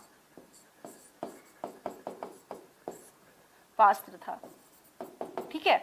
तो महाशीलकंटक इसका मतलब ये है कि बाहरी जो स्टोन्स होते हैं, जैसे मान लीजिए कि हमने कुछ ऐसा वेपन बनाया इस तरीके से, और हम यहाँ से इसको क्या करें, भारी स्टोन है, इसको हमने क्या किया, यहाँ से सबने मिल करके, बाहुबली तो देखा होगा ना आप सबने, हाँ जी बाहुबली देखा होगा ना, उसमें क्या था, यही तो था कि भारी पत्थर उठाया और यहाँ से खींचा और वो उसे वहां फेंक के मारा, ठीक है। तो वो जो फेंक के जो मारा गया ना, तो वो हो गया काइंड ऑफ प्रक्षेपास्त्र, लाइक जिसको हम कह सकते हैं कि मिसाइल टाइप का, कि हमने यहाँ से चलाया और यहाँ से यहाँ क्या कर रहा है, ये मार कर रहा है, तो it's kind of missile type का। तो भारी पत्थर को लेकर के जिसने एक बार में कई सारे जो लोग हैं वो क्या हो जाए, उसके ऊपर सीधे निशाना लगे, तो ये क्या था, एक प्रकार से भारी प्रक्षेपास्त्र जो होता है उसका ही एक प्रकार था। और ये आधुनिक टैंक का, जैसे ध्यान रखिएगा कहीं कहीं पे ही आप देखिएगा कि इस्तेमाल किया जाता है कि इतिहास में कुछ ही ऐसे लोग रहे हैं जिन्होंने नए नए वेपन्स इस्तेमाल किए हैं। जैसे ये तो हुआ अजात शत्रु, इसने पहली बार 2 नए वेपन्स यूज किए।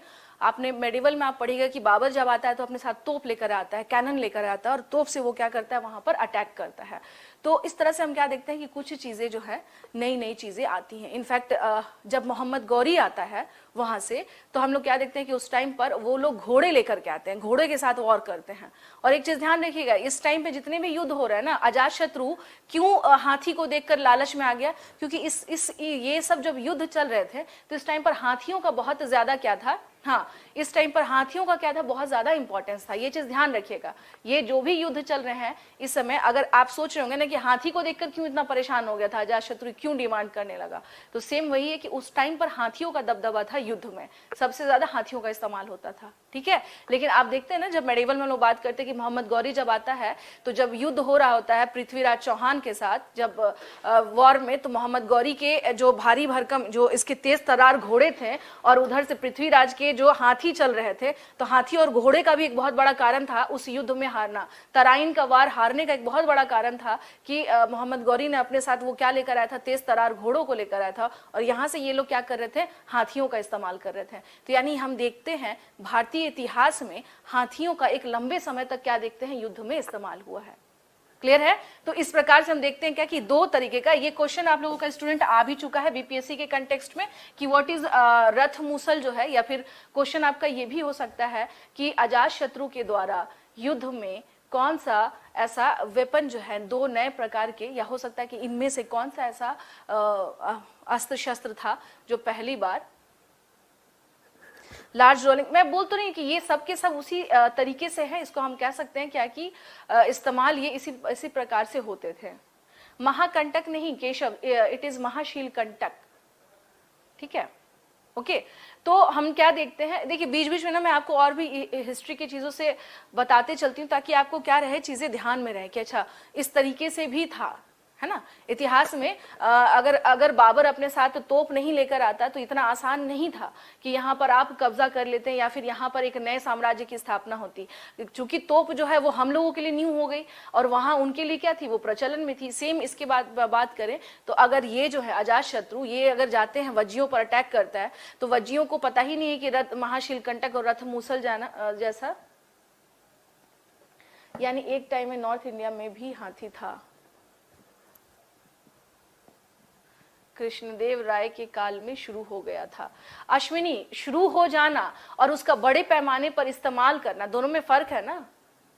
शुरू हो जाना और उसके बड़े पैमाने पर युद्ध में एकदम यूज करना, इस्तेमाल करना, और उसको आप एकदम फ्रीक्वेंटली यूज कर रहे हैं कि इस तरीके से कि भाई वो हम इजिली वॉर के लिए ही स्पेशल यूज करते हैं, तो दोनों में फर्क है ना,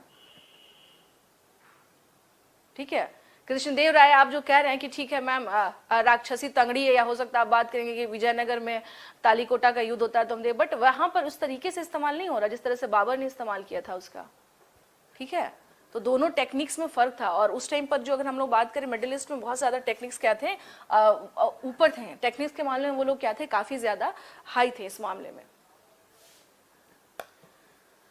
हाँ मिसाइल नहीं कह रही हूँ, भारी पत्थर। देखिए मैंने बताया ना, बाहुबली देखी होगी, भारी पत्थर, और यहाँ से हमने क्या किया, चलाकर मारा, बस इतना समझ लीजिए, ताकि एक साथ कई लोगों पर वॉर हो सके, ये यही था। तो दो क्वेश्चन आपका सुन लीजिए, क्वेश्चन आ चुका है ऑलरेडी आप लोग के बीपीएससी में भी, कि रथ अजात शत्रु के द्वारा कौन सा इस्तेमाल किया गया था, तो रथ मूसल था, और दूसरा था महाशील कंटक।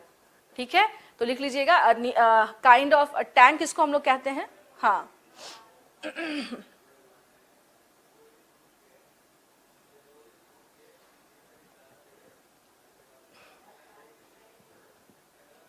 ठीक है, तो इस तरह से हम लोग क्या देखते हैं कि ये जो था, यानी कि और ये युद्ध चला कितने वर्ष तक था, कई जगह पे बताया जाता है कि ये जो वॉर है ये लगभग 16 वर्षों तक चला था। इट मींस कि ये वॉर कितने ईयर तक कंटिन्यू रहा, 16 ईयर्स तक कंटिन्यू। स्टोन लॉन्चर हाँ देखिए, मेरा काम था बताना, समझाना, अब बाकी आप उसको अपने माइंड में जिस तरह से इमेजिन करना है कर लें। अब इमेजिन करते करते ये ना हो कि स्टोन लॉन्चर अपने ऊपर ही ले कि हमें ही मार दे, ऐसा नहीं करिएगा, ठीक है ना। इमेजिन करते करते ये मत कहिएगा कि मैम अभी तो हमने इमेजिन किया और हमें लग भी गई चोट उससे, तो ऐसा भी इमेजिन नहीं करना है, ठीक है। चलिए, तो हम लोग क्या देखते हैं यहाँ पर कि इस तरह से हमने क्या देखा कि वज्जियों के साथ ऐसा माना जाता है कि ये युद्ध कब तक चला था, ये युद्ध चला था, हाँ ये युद्ध कब तक चला था, ये युद्ध जो है चला था इनका कब तक, 16 वर्ष तक चला था। इससे रिलेटेड एक दो फैक्ट्स और हैं जो मैं बता दूं आपको, ठीक है। यानी जो युद्ध हुआ, यानी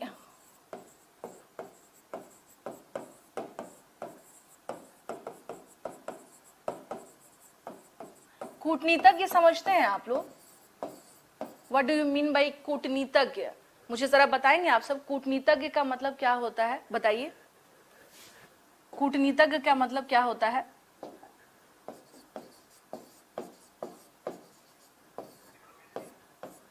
हाँ डिप्लोमेसी, ठीक है, यानी कोई ऐसा ब्लेड से लॉन्च करते होंगे मुझे लग रहा है कि आप सब सच में आज आजाद शत्रु के साथ वॉर ऑफ वज्जी में खो गए हैं और इमेजिन करने लगे हैं डिप्लोमैट, ठीक है। तो एक क्वेश्चन आप लोगों का आया है, वह है, क्वेश्चन आ चुका है ऑलरेडी कि इसमें यानी कि बात करेंगे हम लोग कि वज्जियों के साथ जैसे युद्ध हो गया, युद्ध होने के बाद हम लोग देखते हैं क्या कि इसमें यह भी था कि बाद में वज्जी संघ जो था, ये मैंने आपको भी बताया था, सीन ऑफ बातचीत, अच्छा रणनीति बनाने वाला, हाँ हाँ ठीक है। तो सुनिए, मैं यहाँ पर आप लोग को जो ये क्वेश्चन पूछने का एक रीजन ये था, ध्यान से सुन लीजिएगा, कि युद्ध जो चला था, यानी जो वज्जियों के साथ युद्ध चला था, तो कुछ जगह पर ये भी है, चूंकि इस टाइम पर क्या थे, महात्मा बुद्ध भी थे इस समय पर, तो कुछ जगह पर यह भी पूछा जाता है कि आखिर महात्मा बुद्ध से ही जा करके अजात शत्रु ने, हाँ हाँ बिल्कुल सही बताया शिल्पी आपने, कि महात्मा बुद्ध से ही जाकर के अजात शत्रु ने क्या किया था, डिस्कस किया था कि एक बात बताइए कि वज्जी संघ को अगर हमें तोड़ना हो, क्योंकि 8 काउंसिल्स थे उसमें, आपको पता है 8 कुलों का अष्टकुल था, तो इसे अगर हमें तोड़ना हो तो इसके लिए क्या किया जाए कि ये टूट जाए। तो गौतम बुद्ध ने एक सजेशन दिया था, भेद मतलब ये होता है कि अगर आपसी फूट हो गई तो वज्जी संघ टूट जाएगा। तो इसके बाद हम क्या देखते हैं कि वस्त्रकार इसका एक डिप्लोमैट था, किसका, इसका अजात शत्रु का, और इसका रोल हम कई जगह देखते हैं, ठीक है ना, इसका हम लोग रोल कई जगह देखते हैं, वस्त्रकार। तो ध्यान रखिएगा, कभी कभी ये क्वेश्चन बताने के पीछे का जो रीजन है मेरा, मेनली वो रीजन यही है आप लोगों का, हाँ ठीक है। तो इसमें डिप्लोमैट कौन था, Vastrakar, his name was Vastrakar, इसका नाम क्या था, वस्त्रकार, और इसने काफी बड़ा रोल प्ले किया था। हो सकता है आपका क्वेश्चन ये आ जाए कि वज्जियों के साथ युद्ध में किसने कूटनीति में, अजात शत्रु की कूटनीति में किसने बहुत बड़ी भूमिका निभाई थी, तो हम लिख सकते हैं कि वस्त्रकार ने वज्जियों के साथ युद्ध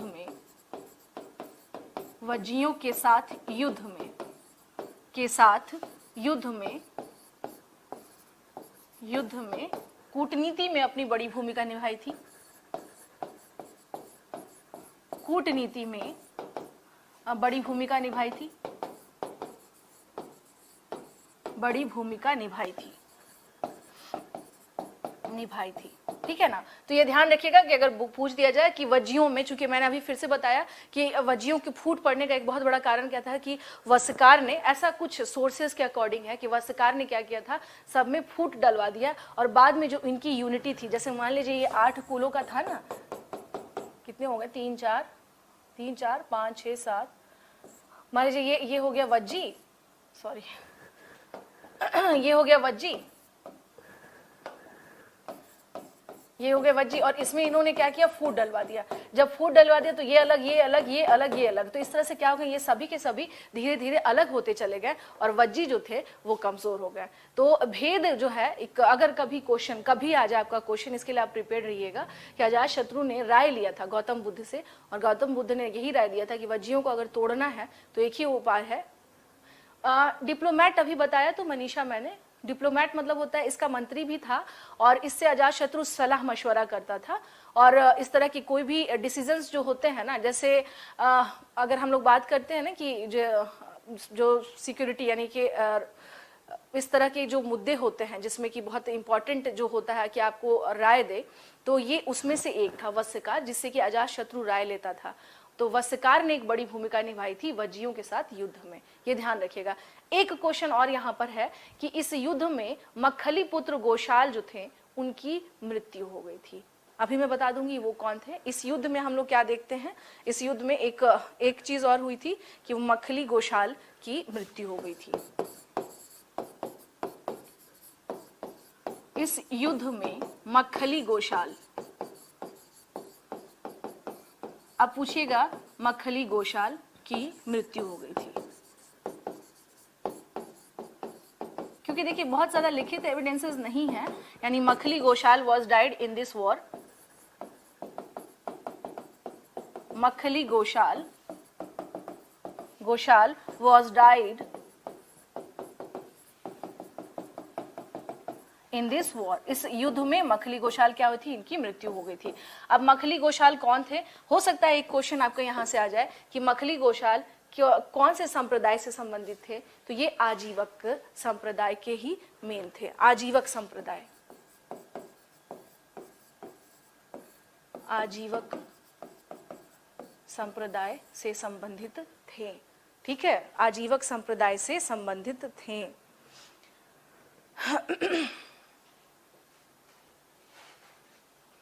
ठीक है, आजीवक संप्रदाय, बस यहाँ पर मैं आप लोगों को ज्यादा तो नहीं बताऊंगी, बस थोड़ा सा समझ लीजिएगा, क्योंकि आप लोगों को पता होगा बिंदुसार यानी अशोक का जो पिता था वो क्या था, आजीवकों का, वो आजीवक धर्म का ही संप्रदाय का ही अनुयायी था।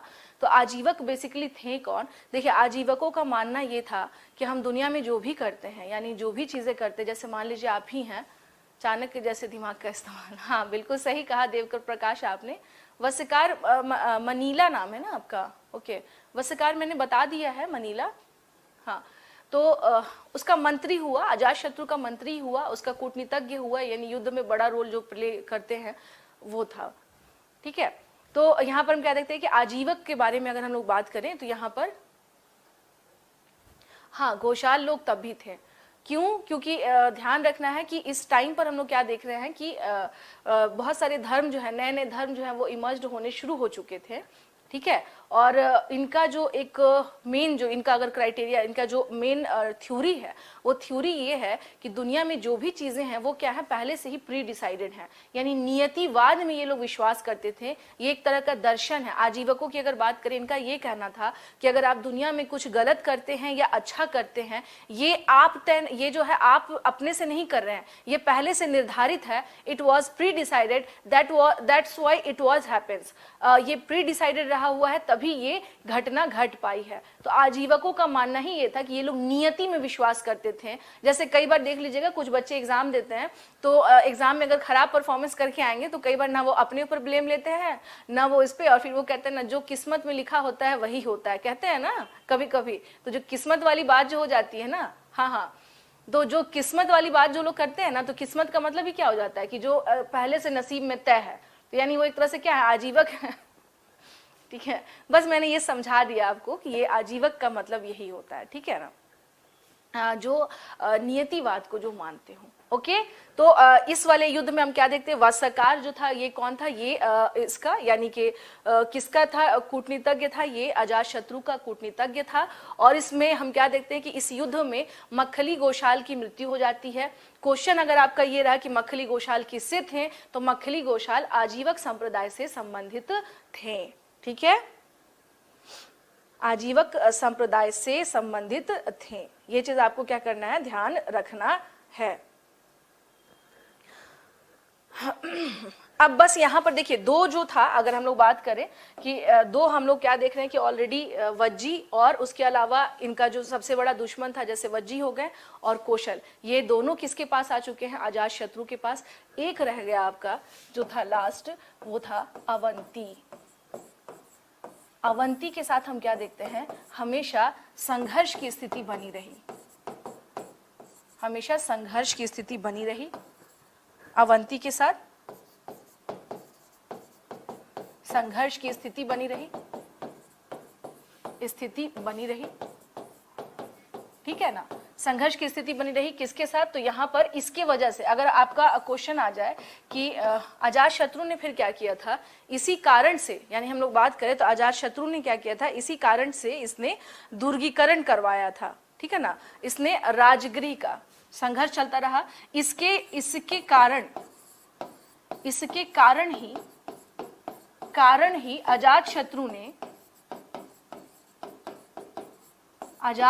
ने क्या किया था, Rajgriha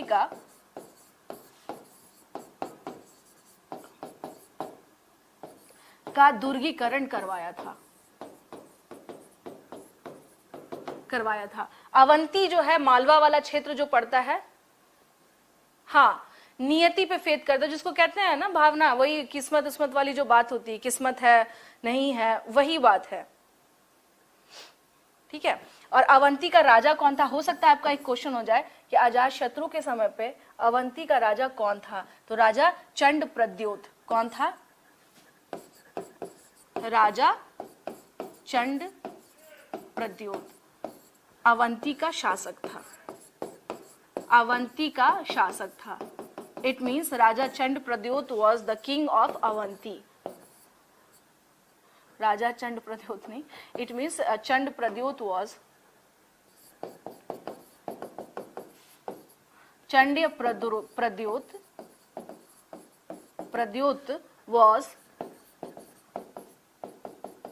was king of Avanti at that time period। यानी उस समय की बात हम लोग कर रहे हैं।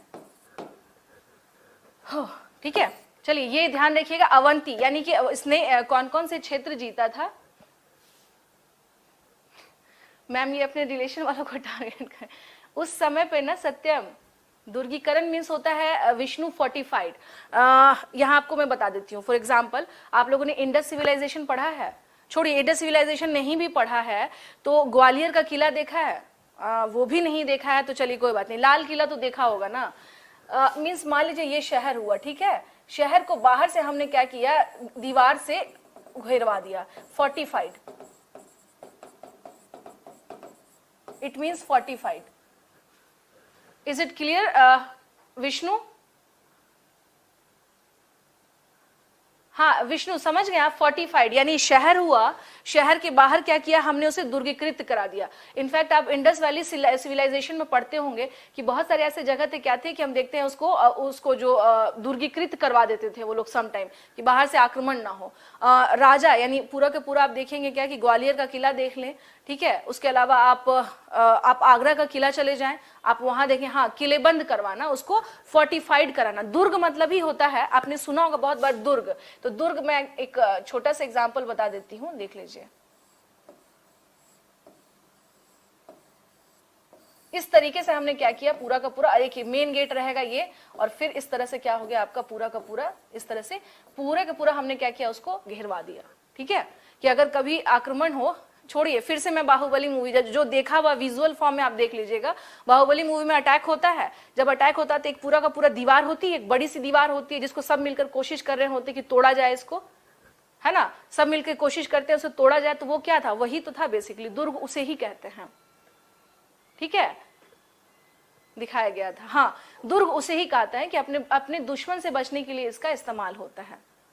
ठीक है, केशव, अगर हम लोग बात करें, आप अवंती के बारे में अगर पूछ रहे हैं कि मैम अवंती कहाँ है, थोड़ा मैप में बता दीजिए, तो देखिए ये तो मगध हो गया, यहाँ पड़ता था बच्चे अवंती।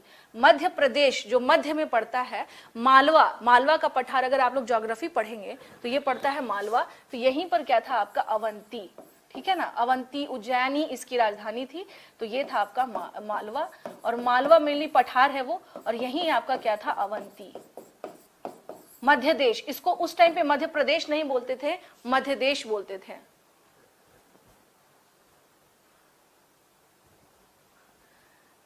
ठीक है, हाँ मैं समझ गई। ध्यान रखिएगा, अवंती जो है जहां पर पड़ता था, इसका लोकेशन आपको हो सकता है कुछ ऐसे एंशियंट टर्मिनोलॉजी में भी मिले, मध्य देश। ओके, तो मध्य देश इसे ही बोला जाता था, मध्य देश। ठीक है, मध्य देश में मालवा, यानी कि मालवा प्लेटू जो है, वो मालवा का जो पठार है वो मध्य प्रदेश के क्षेत्र में पड़ता है, तो हम क्या देखते हैं कि उससे ही क्या कहा जाता है आपको, कि अवंती का जो लोकेशन है वो वहीं पर था। ठीक है, चलिए, तो इसको ध्यान में रखिएगा कि ये हम क्या देखते हैं कि एक ही इस टाइम पे क्या रह गया था, यहाँ पर मामला अवंती का मामला एक रह गया था। हाँ, एक अवंती का मामला रह गया था, और इससे बचने के लिए ही, चूंकि अब खुद आप बताएं, अगर यहाँ पर अजात शत्रु उसको पूरा का पूरा वो करवा रहा है, दुर्गीकृत करवा रहा है, तो इसका मतलब है ये भी क्या है, काफी ज्यादा स्ट्रांग है। दैट्स वाई उससे बचने के लिए, उसके आक्रमण से बचने के लिए इसने क्या किया था, दुर्गीकृत करवाया था।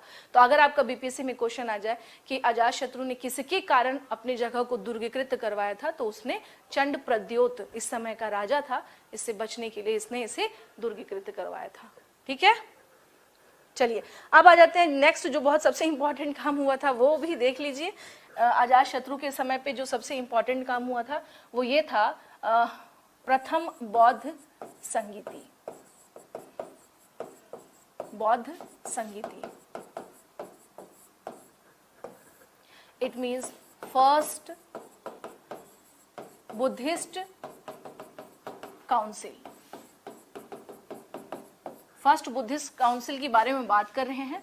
ठीक है, अब एक चीज ध्यान रखिएगा, 483 ईसा पूर्व में गौतम बुद्ध की मृत्यु होती है, और मृत्यु उनके लिए टर्मिनोलॉजी यूज नहीं किया जाता है, बोला जाता है उन्हें एक तरह से निर्वाण की प्राप्ति हो गई। हाँ, कई जगह इस घटना को महापरिनिर्वाण भी आप देखिएगा बोला जाता है। ठीक है, कई जगह इस घटना को क्या बोला जाता है, महापरिनिर्वाण भी बोला जाता है। तो पहली बौद्ध संगति हम कहाँ देख रहे हैं, 483 ईसा पूर्व में। ठीक है, 483 ईसा पूर्व में, ईस्वी लिख दिया मैंने, ईसा पूर्व में कहाँ पर हो रहा है ये, ऑब्वियस सी बात है। इसकी मेन राजधानी कहाँ थी, राजगृह में, यानी राजगृह में, राजगृह के वैभार पहाड़ी के सप्तपर्णी गुफा में, ठीक है ना। ये पहला क्या हुआ था, बुद्धिस्ट काउंसिल हुआ था इसमें, और इसमें कार्य क्या हुए थे, यानी इस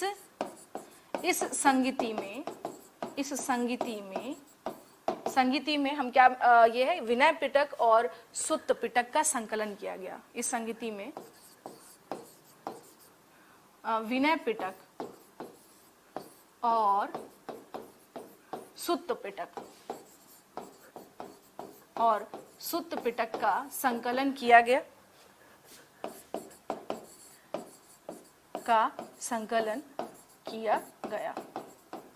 It means in this council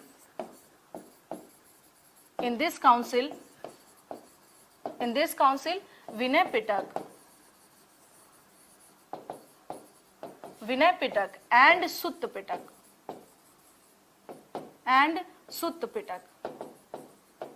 Sutta Pitaka was compiled। इसमें यानी कि हम क्या देख रहे हैं, विनय पिटक और सुत्त पिटक कंपाइल हुआ था। याद रखिएगा इसी टाइम पे क्या होता है, गौतम बुद्ध की मृत्यु भी होती है।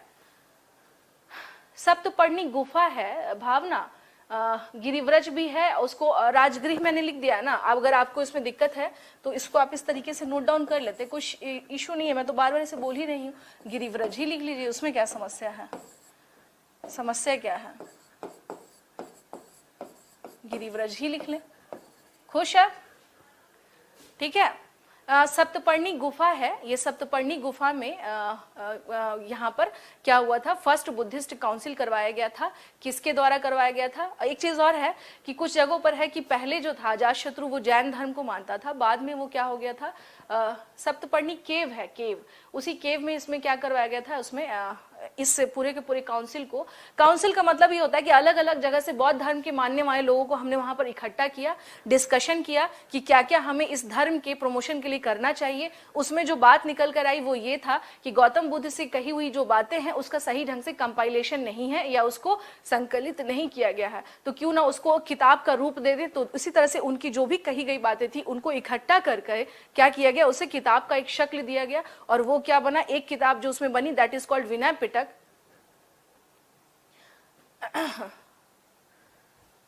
अच्छा ठीक है, तो उसमें हम लोग फिर क्या देखते हैं कि उसमें हम लोग क्या देखते हैं, दो तरीके से, यानी दो बुक्स उस टाइम पे कंपाइल हुई थी, एक विनय पिटक और एक सुत्त पिटक। तो इसमें अगर हम लोग बात करें तो विनय पिटक में ना ये बताया गया है कि जो भी बौद्ध भिक्षु हुआ करते हैं, यानी बुद्धिस्ट जो मॉन्क होते हैं, उनको किस प्रकार का बिहेवियर, आचरण, ये सब करना चाहिए, ये सारी बातें उसमें लिखी हुई हैं जो गौतम बुद्ध ने बताया था। सुत्त पिटक में गौतम बुद्ध से संबंधित जीवन का दर्शन, जो फिलॉसफी ऑफ लाइफ है, वो सारी बातें सुत्त पिटक में है। तो ये दोनों बुक हम देखते हैं क्या कि कंपाइल हुई थी in first Buddhist council which was held at Saptaparni cave in Rajgriha और गिरिव्रज। ये गिरिव्रज में हुआ था, फर्स्ट बुद्धिस्ट काउंसिल था। किसके इसमें लीडरशिप में हम लोग देखते हैं, ये इसके लीडरशिप में, यानी अजातशत्रु के लीडरशिप में, ठीक है। अध्यक्षता की बात करें तो महाकसप ने की थी। इसकी अध्यक्षता किसने की थी,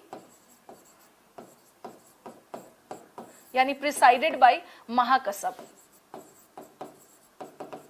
महाकसप किसने किया था, महाकसप ने।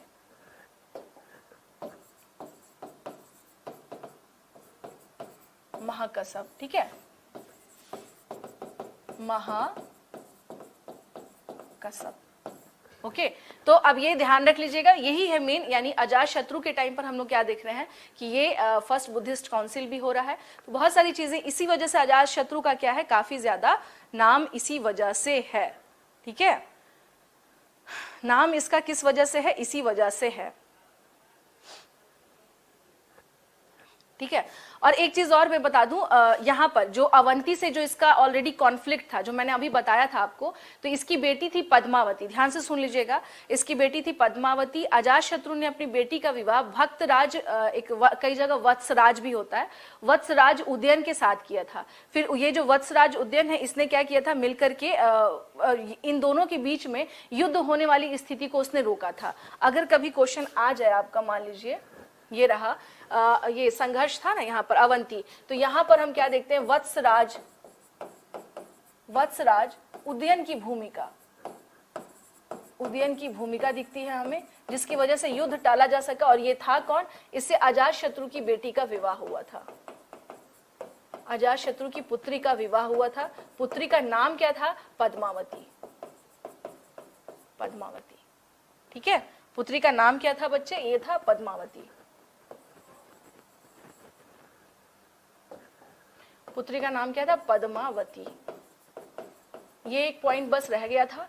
वत्सराज उदयन की भूमिका थी, इसने एक तरह से इमीडिएटर का रोल प्ले किया और अवंती के साथ वॉर नहीं होने दिया इन द सेंस कि उसने चंड प्रद्योत का भी साथ नहीं दिया। तो इससे क्या हुआ कि जो वॉर की कंडीशन एक बनी हुई थी अवंती के साथ रेगुलर, वो नहीं हो पाई। और ये चीज हम क्या देखते हैं कि ये मामला यहाँ पर फिर आगे ठंडा यानी रुक जाता है, और फिर इसके बाद बुद्धिस्ट काउंसिल होता है आपको, फर्स्ट बुद्धिस्ट काउंसिल। चलिए इसके बाद नेक्स्ट हम लोग आ जाते हैं, जो इसका पुत्र आता है, इसका नाम रहता है उदयन, या कई जगह उदय भद्र भी बोला जाता है। नेक्स्ट हो गया हमारा उदयन या उदय भद्र, ठीक है। ये इसका पुत्र था किसका, अजातशत्रु का। और इसका अगर हम लोग इसकी अगर हम लोग बातचीत यानी इसके टाइम पीरियड की अगर बात करें तो ये कब से कब तक दिख रहा है, ये 460 ईसा पूर्व से लेके 455 ईसा पूर्व तक दिखाई देता है उदयभद्र। हर्यंक डायनेस्टी ने, और माना जाता है कि उदयन ने ही क्या किया था, स्पेशली ध्यान रखिएगा, उदयन जो था ना ये जैन धर्म को मानता है, तो जैन धर्म में कभी भी उदयन के बारे में बुराई नहीं किया जाएगा। बौद्ध धर्म में बुराई दिखती है कि हाँ ये क्या है, इसने अपने पिता की हत्या की है। इस चीज को माइंड में अपने ध्यान रखना है, ठीक है। तो ये क्या था, ये उदयन जो है ये जैन धर्म को मानता था,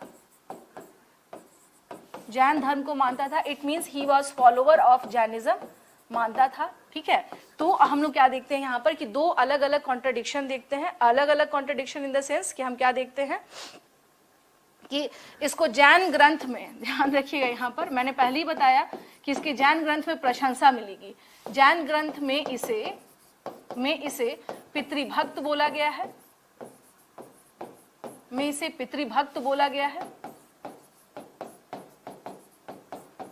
है, वहीं बौद्ध ग्रंथों में इसे,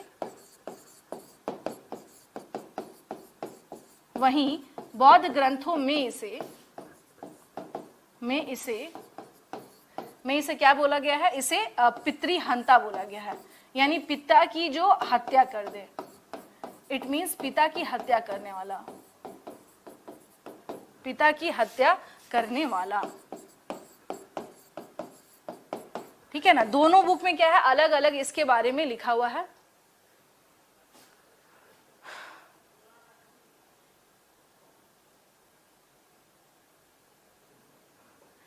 अच्छा केशव, उसके लिए परेशान नहीं हो। आगे अगर मैं हिस्ट्री की क्लास अगर आप लोगों की अगर मैं लूंगी तो मैं आप लोगों को बता दूंगी, ठीक है। इसके लिए डोंट वरी अबाउट दैट। हाँ, आगे अगर इससे रिगार्डिंग अगर मैं क्लास लेती हूँ तो मैं आप लोगों को उसमें ठीक है। और इसमें बताया गया है कि यह क्या था, यह चंपा का उपराजा था। चंपा इन द सेंस अंग की राजधानी थी, तो यह चंपा का उपराजा था। फिर से आ गया उपराजा, इसका मतलब हो गया वायसराय। इंग्लिश मीडियम वाले समझेंगे क्या, एक तरह से वायसराय,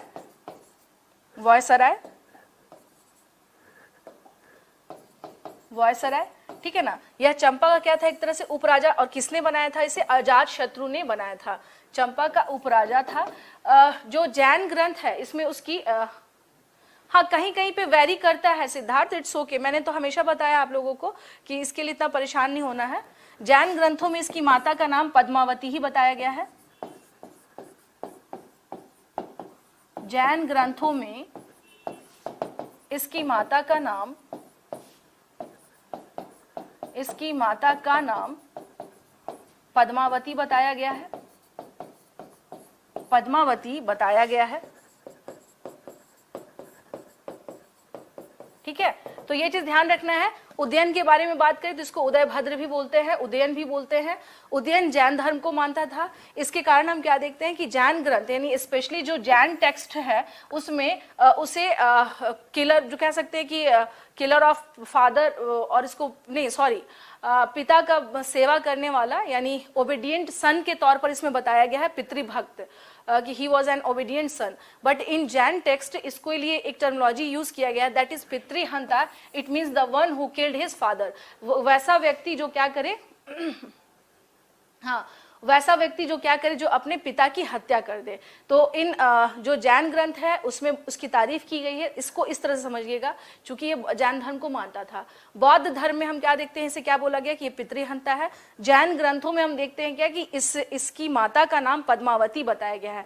जहां पर मैंने अभी बताया था आपको किसने माता का नाम, ये इसका देखते हैं। तो ये अलग अलग बातें हैं उदयन के बारे में। टाइम पीरियड की बात करें तो इसका टाइम पीरियड यहाँ से यहाँ तक है। ये बेसिकली जैन धर्म को क्या करता था, मानता था, ठीक है। ये बेसिकली हम क्या देखते हैं, जैन धर्म को मानता था।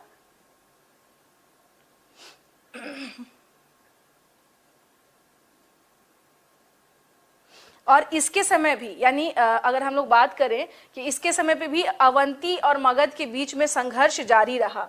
यानी हम लोग बात करें तो उदयन के समय पे भी हम लोग क्या देखते हैं,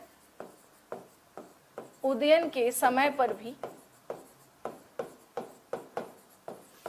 अवंती और मगध के बीच और मगध के बीच संघर्ष की स्थिति बनी रही।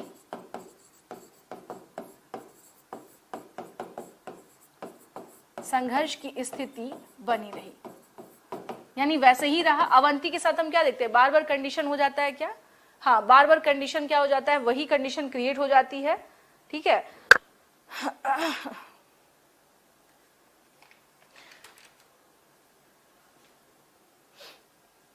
अब इसमें आ जाते हैं हम लोग कि इसमें एक क्वेश्चन ये भी है कि इसने क्या किया था पाटलिपुत्र में, यानी उदयन की जो एक बड़ी उपलब्धि थी, उदयन ने पाटलिपुत्र में एक चूंकि ये किस धर्म को मानने वाला था, ये मानता था जैन धर्म को, तो इसने क्या किया था, एक बीच में ही एक जैन चैत्यालय या उदयन ने पाटलिपुत्र के मध्य, यानी शहर के, मान लीजिए जैसे ये पाटलिपुत्र हो गया बीचों बीच, हमने क्या किया, एक जैन चैत्यालय यहाँ पर बनवाया। पाटलिपुत्र के मध्य एक जैन चैत्यालय का निर्माण करवाया था इसने,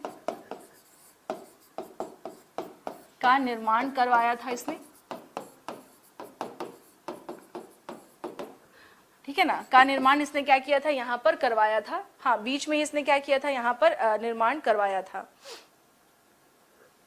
ठीक है।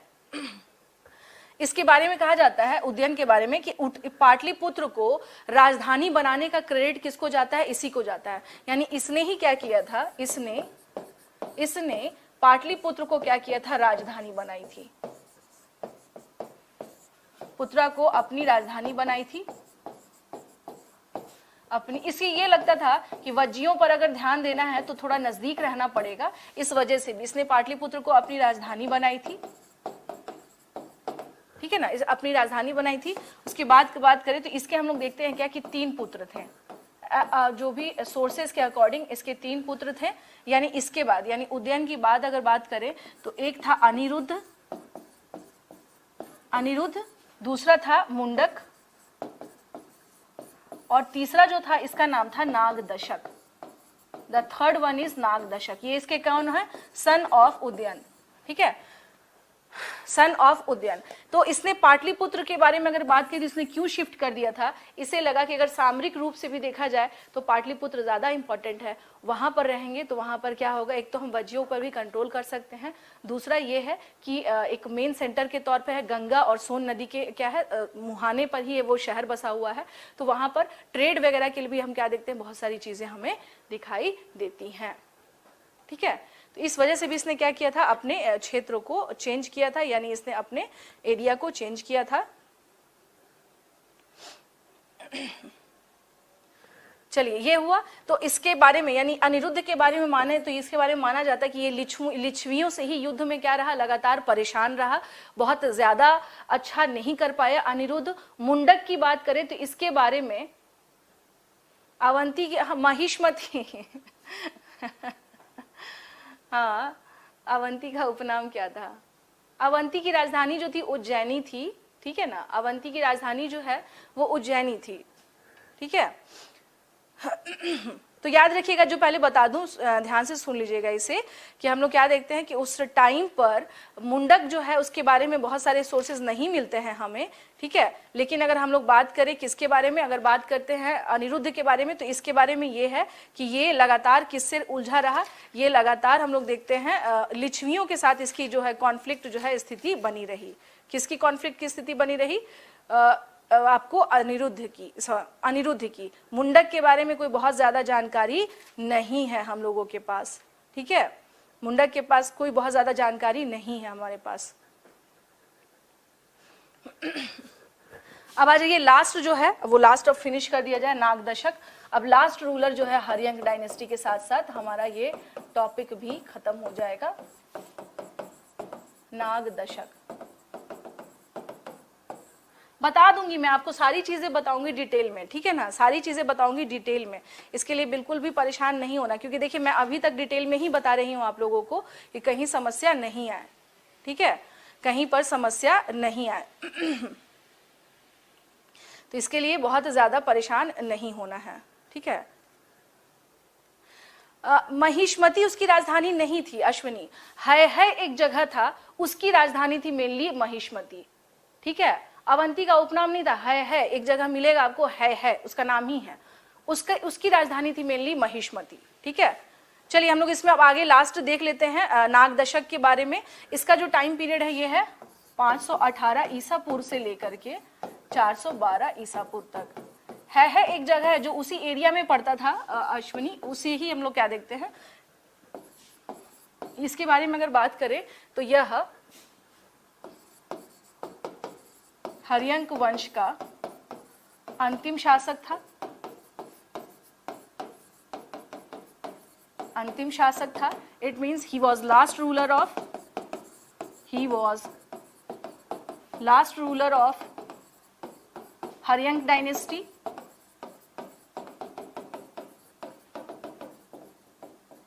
ठीक है, हर्यंक डायनेस्टी का ये क्या था, हाँ उज्जैन बताया तो मैंने अभी कि उसको ही जाता है, सारा का सारा क्रेडिट उसी को जाता है, ठीक है। इसके टाइम पीरियड पर अगर हम लोग बात करें नाग दशक का, तो एक क्वेश्चन आता है कि कौन सा ऐसा शासक था जिसके समय पर वहां की जनता ने विद्रोह कर दिया था, ठीक है। है के बारे में एक बार फिर से बता दूं, ठीक है, मैं बता दूंगी है के बारे में। मालवा का जो क्षेत्र है जहां अवंती है, वहीं पर है जो था वहां उनका भी वंश था, और वहीं पर महिष्मति उनकी राजधानी थी, अवंती की नहीं थी, ये चीज ध्यान रखना आपको, ठीक है। ये लास्ट ही चल रहा है, इसको पहले फाइनल कर लीजिए। अंतिम शासक था ये इसका हर्यंक वंश का। उसके अलावा हम क्या देखते हैं कि इसके शासनकाल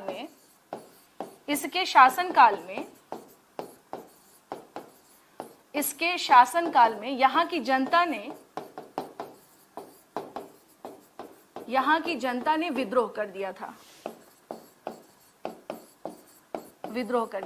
अगर आपका क्वेश्चन ये रहे कि हर्यंक वंश का कौन सा ऐसा शासक था जिसके समय पर वहां की जनता ने ही रिवोल्ट कर दिया था, दैट वाज नाग दशक। क्यों? क्योंकि ऐसा माना जाता है कि इसने बहुत सारे ऐसे नए नए उपकर लगा दिए थे, टैक्सेस लगा दिए थे, जिसके वजह से क्या है, कई जगह इसका नाम नाग दर्शक के तौर पे भी इसका नाम आता है, नाग दशक ही इसका नाम है, कुछ टेक्स्ट बुक में इसका नाम दर्शक भी मिलेगा, ठीक है। तो यहाँ की जनता ने क्या किया था, विद्रोह कर दिया था, और इसी मौके का फायदा उठाकर, इस मौके का हम कह सकते हैं कि इसको किसने भुनाया, इसी समय काशी का शासक था, इसी समय काशी का शासक था, या उस टाइम पर हम कह सकते हैं कि यहाँ का ये सबसे ज्यादा यही लीड कर रहा था शासक शिशुनाग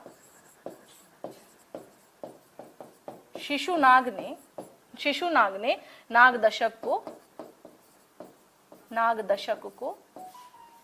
को हटा दिया, यानी सत्ता से इसने क्या किया, हटा दिया। बाद में इसकी क्या हो गया, इसकी मृत्यु, इसको मार दिया गया नाग दशक को। हाँ, इसमें कोई समस्या नहीं है। अगर कहीं कहीं पे थोड़ा मोड़ा क्या है वेरी करता है, इसके लिए हमेशा तैयार रहें। 518 से 412 ईसा पूर्व के आसपास इसका टाइम पीरियड है। ये अंतिम शासक था, ये भी ध्यान रखिएगा, लास्ट रूलर था। इसके टाइम पर रिवोल्ट हुआ था यहाँ की जनता के द्वारा, ठीक है, जनता के द्वारा यहाँ पर क्या हुआ था, रिवोल्ट हुआ था। और काशी का उस टाइम पे क्या था, शासक था, कौन सा, ये शिशुनाग था, और इसने ही इस मौके का फायदा उठा करके इसे क्या किया, इसे हटाया, और वो खुद यहाँ पर शासन करने लगा। तो इस प्रकार से मगध में हम अब क्या देखते हैं कि हर्यंक वंश की समाप्ति होती है, और एक नए वंश शिशुनाग वंश की यहाँ पर जो है स्थापित होता है। यहाँ पर जो कौन करता है, शिशुनाग, ठीक है। चलिए आज इतना रहने देते हैं, बाकी कल के क्लास में आप लोगों से बात करती हूँ। कल मिलते हैं नए टॉपिक के साथ, Shishunag dynasty. Okay, thank you.